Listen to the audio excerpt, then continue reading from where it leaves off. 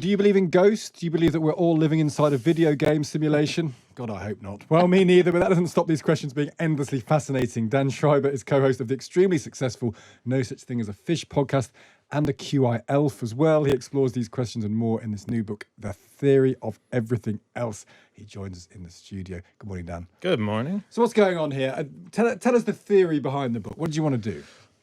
For years and years, I've been researching, finding interesting facts for things like QI, no such thing as a fish. And every time I would research into someone, specifically someone, I would notice that underneath all of their brilliance was a little bit of bananas, a little bit of something that was like, hang on, that sticks out as a weird belief. And what's this person who has changed the world?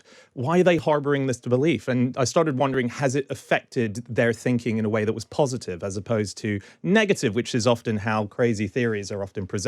Yeah. And it's tiny things like, Marconi, we're talking on radio here, Marconi, one of the pioneers, he believed that sound never died, right? So once we spoke, he thought sound just existed, but it just got softer and softer and softer. And he spent the last few years of his life dreaming up an invention whereby he could build a machine that could find sensitive lost sounds so precisely that he could find Christ's Sermon on the Mount and record it for us all to hear, because it's still, according to him, and make it into a podcast. Yeah. Exactly. He'd have the best podcast. We'd find a way of ruining it, wouldn't we? Christ's Sermon of the Mount, we'd make it a podcast and find some way of ruining it. It'd be like cereal, yeah. There'd be ads in it. I was just waiting for the ads. No, it's not the ads, it's the plinky plonky music. That's all. I don't know if your podcast does that.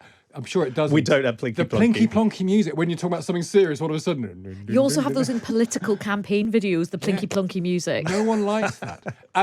What a lovely theory that is. Give us another one.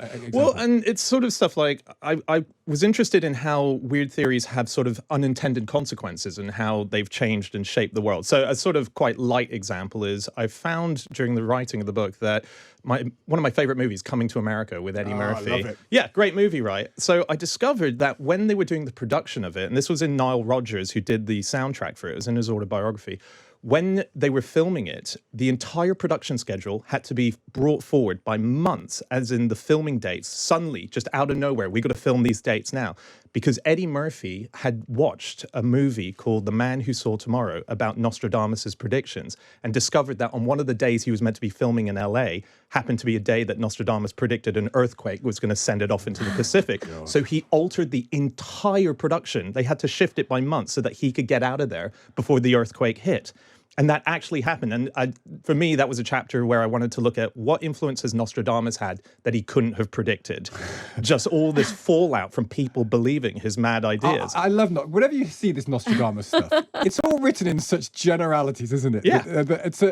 What's the theory? What's the story of Nostradamus? I don't really know. He was actually an amazing character. And, in pandemic times, he went through a pandemic and was a doctor who practiced cleanliness and so on. He saved a lot of lives by actually doing his due diligence and making sure people were clean and safe. And I'm not quite sure what the things were about him actually taking in the predictions. We have an idea that he was sat over in a robe and he was getting all these ideas. But he ran a shop. He had jam recipes. He was known more for his jam recipes in his time than he was. Do you think he predicted them any budget? No. I bet you could find something. I bet you could find something that says that. Yeah. If only he just stuck to jam. Yeah, exactly. So is this a jam tomorrow? There we go. Yeah. Is this a celebration of eccentricity? We had Steven Pinker on yesterday. He was kind of the archpriest of rationality. He's written a book called Rationality, where he talks about rationality as really important because we live in times where irrationality can cause real damage. Yeah.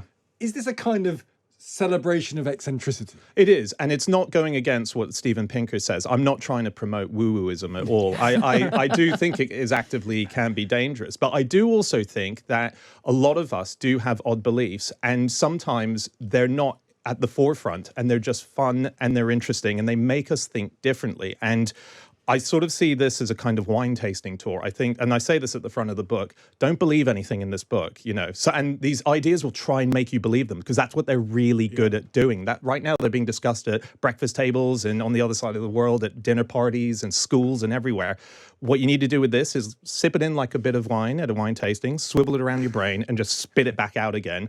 And hopefully whatever it does to you in that second that makes you look at the world differently, hopefully that informs your world. Very quickly, do ghosts exist? Well, I personally don't think so, but No. I love the people who believe in ghosts. And I myself have seen a ghost, even though I don't believe in ghosts. Really? Well, I think there's this thing where I call it the soft rock. It's the impossible thing that we experience in our life that defies our own beliefs. But it's kind of, I believe my ghost existed, just no other ghosts. Love it. That's pretty much a good definition of the modern world, isn't it? Yeah, my ghost exists. Your ghost is just a ghost. Dan, what a great pleasure to speak to you. Thank you so much for coming in. Thanks for having me. That's Dan Schreiber there. It's a lovely book, The Theory of Everything Else. You'll have seen his work on QI, No Such Thing as a Fish as well. Dan, thank you so much for joining us. Wonderful stuff.